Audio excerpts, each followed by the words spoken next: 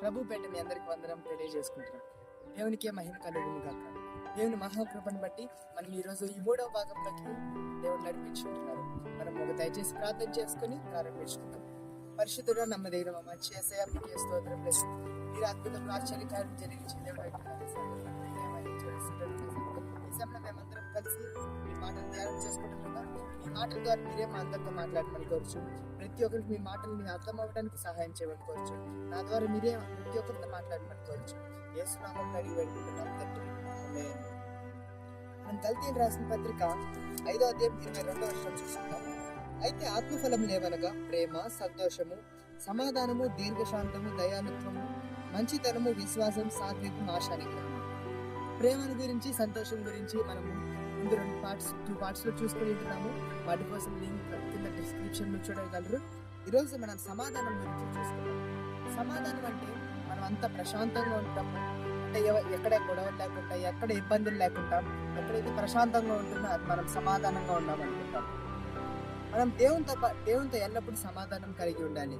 బైబిల్లో ఒకరి గురించి చూసుకున్నట్లయితే 1 సమూయేలు గ్రంథం 25వ అధ్యాయంలో ఉన్నది. నాబాల్ అనే వ్యక్తి. ఆ వ్యక్తి చాలా ఆస్తిపరుడు, చాలా గర్వంగా ఉండేవాడు. అతని పనివారు అలాగే దావీదు వాళ్ళిద్దరూ కలిసి గొర్రెలు మేపేవారు.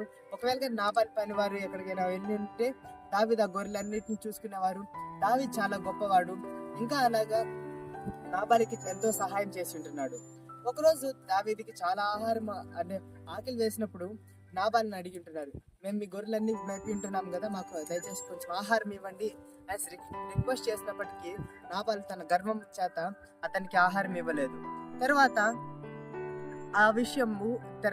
దావీదుకు కోపం వచ్చింది. నేను ఇంత హెల్ప్ చేసి ఉంటున్నాను, కానీ నాకు ఏమి ఈయన సహాయమే చేయడం లేదు అనేసి అనుకొని నాబాల్ చంపడానికి బయలుదేరి ఉంటున్నారు. తర్వాత ఆ విషయము నాబాల్ భార్యకి తెలిసిన తర్వాత నాబాల్ భార్య చాలా దేవుని సమాధానం కలిగి దావీదు దగ్గరికి వచ్చింది. బహుగా అతనికి దావీదుకి ఏమేమి కావాలో తినడానికి ఇంకా తాగడానికి అన్ని ప్రతి ఒక్కటి ఆమె సమకూర్చుకొని దావీదు దగ్గరికి వచ్చింది. దావీదు దగ్గరికి వచ్చిన తర్వాత ఆమె చాలా దావీదు సాష్టాంగపడి దావీదు ఆమె దావీదుకి చెప్పింది, దయచేసి మా భర్తని నన్ను క్షమించండి, మీకు ఇష్టం లేకుండా మీరు అడిగింది మేము చేయలేకపోయినాము, దయచేసి క్షమించండి అనేసి చాలా వేడుకొని ఆమె పశ్చాత్తాపడింది. ఆమె సమాధానపరిచింది దావీదు. కాబట్టి అక్కడ రాయబడి ఉంది, దావీదుని ఆమె సమాధానపరిచింది కాబట్టి దావీదు పాపం చేయకుండా, అంటే దేవుడు ఆజ్ఞలు ఇచ్చింటారు, దాంట్లో నరహత్య చేయకూడదు అనేది కూడా ఒక 6వ ఆజ్ఞ. ఆ ఆజ్ఞని అతిక్రమిస్తే పాపం చేసినట్లు. అలాగా నాబాల్ భార్య దావీదుకి పాపం చేయకుండా ఆపివేసింది. అలాగే దేవుడు తన కృపను చూపించి తన సమాధానం చేత వాళ్ళిద్దరి మధ్య సంధి కుదిర్చుంటున్నాడు. అలాగే మనం కూడా దేవునికి ఇష్టకరంగా ఉంటూ దేవునికి ఇష్టకరమైన జీవితం జీవిస్తూ అందరితో సమాధానం కలిగి ఉండాలి. మనము అందరము మత్తయి సువార్త 5వ అధ్యాయంలో చూసుకున్నట్లయితే సమాధానపరచువారు ధన్యులు, వారు దేవుని కుమారులు అనబడుదురు అనేసి రాయబడి ఉంది.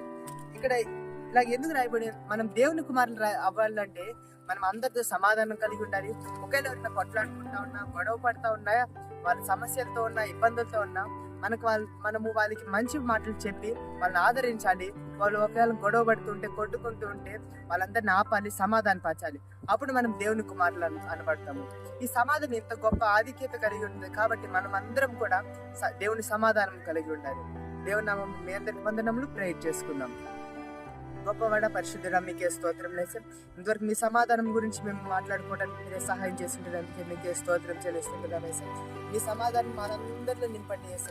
ఈ వీడియో ఎవరెవరైతే చూస్తున్నారో వాళ్ళందరికీ ఏ ఇబ్బందులతో ఉంటున్నారు, ఏ సమస్యలతో ఉంటున్నారు వేసే, వాళ్ళందరికీ కూడా మీ సమాధానం నింపండి వేసే. మీకే స్తోత్రం లేసే. మీ దైవికమైన సమాధానం ప్రతి ఒక్కరికి మేము కోరుచుంటున్నాం వేసే. మేమందరం మీ కుమారులుగా మార్చబడడానికి సహాయం చేయమని కోరుచు. యేసు నామములో అడిగి వేడుకుంటున్నాం. ఆమేన్.